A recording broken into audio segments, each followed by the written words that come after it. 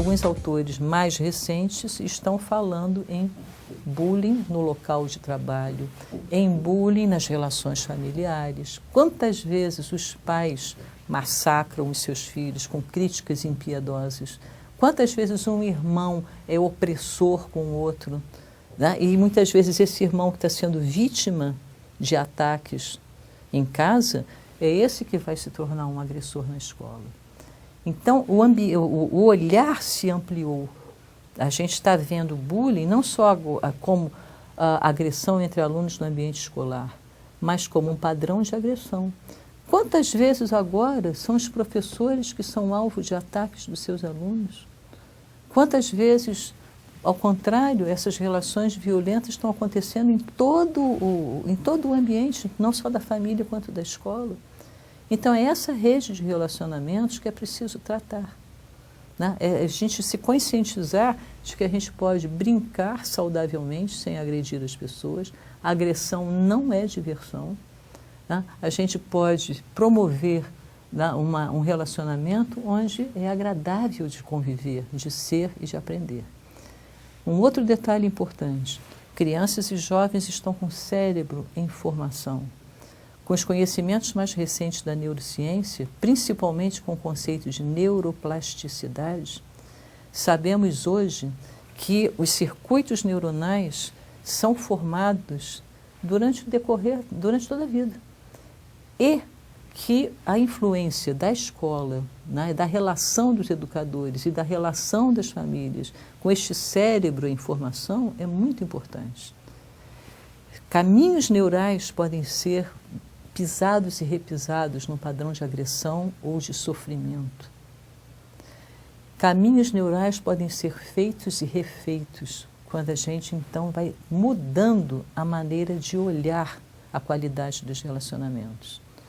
A gente sabe hoje que os ataques de angústia, de ansiedade, de medo, e muitas vítimas de bullying sofrem isso de uma maneira muito intensa, eles vão prejudicando a capacidade de concentração e de aprendizagem.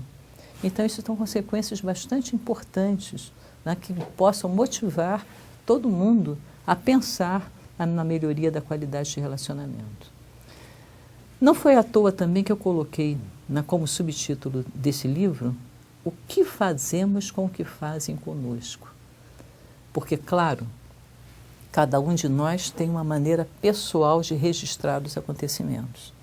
Muitas vezes pessoas dizem, mas eu sofri bullying na escola, pesado, e não aconteceu nada comigo. Né? Ou então eu fui autor de bullying na escola, hoje me relaciono muito bem com todo mundo. Sim, né? O nosso cérebro, o nosso ser, está em constante transformação. Então, a gente pode fazer e refazer uma porção de coisas.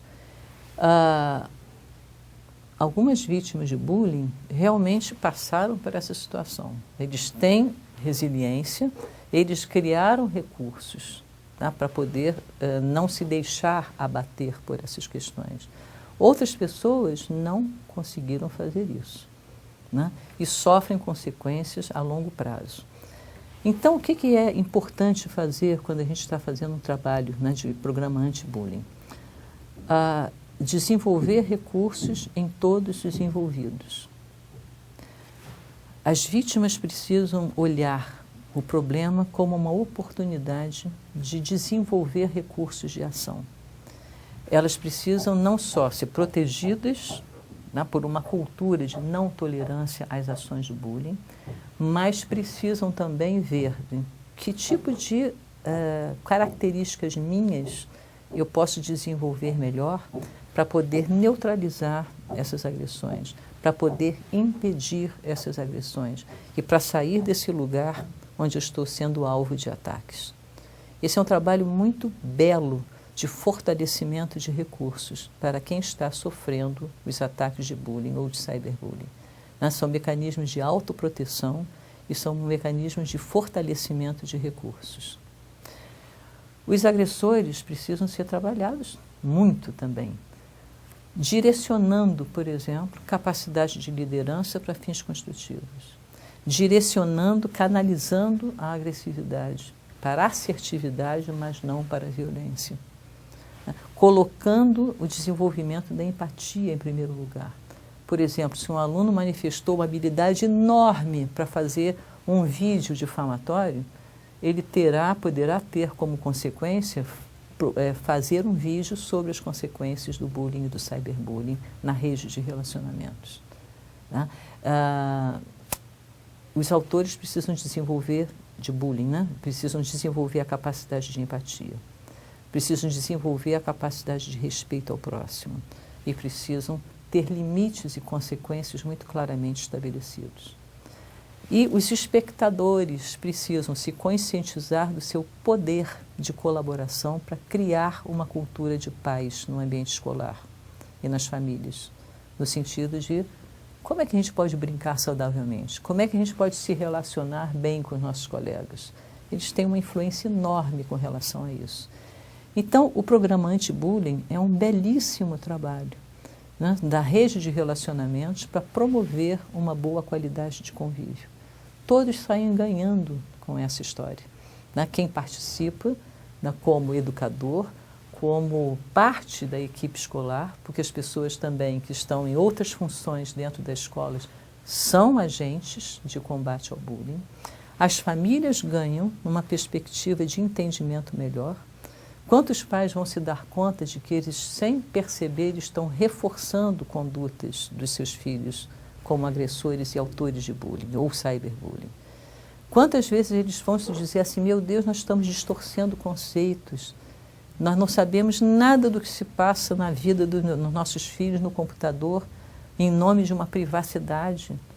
E aí eles vão se lembrar de que, como pais, eles são legalmente e amorosamente responsáveis pelos seus filhos.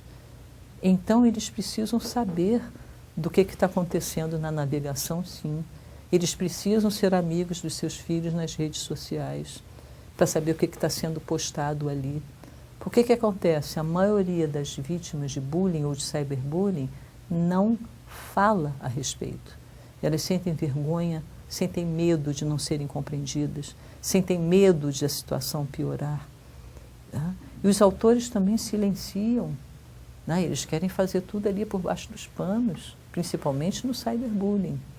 Eles acreditam que tem um anonimato, que eles podem exercer a crueldade online da maneira que quiserem e bem entenderem. E não é bem assim. Então, muitas vezes nesse trabalho do programa anti-bullying, as famílias vão rever situações. Elas vão também sentir a necessidade muito importante de fazer uma parceria com a escola. Na família e escola tem o mesmo objetivo, que é promover um crescimento saudável das crianças e dos adolescentes. Então, todas, família e escola, tem um trabalho importantíssimo a fazer aí. Esse abrir os olhares para saber o que está acontecendo aí. Né? Nós não estamos, bullying não é mais uma brincadeira de criança.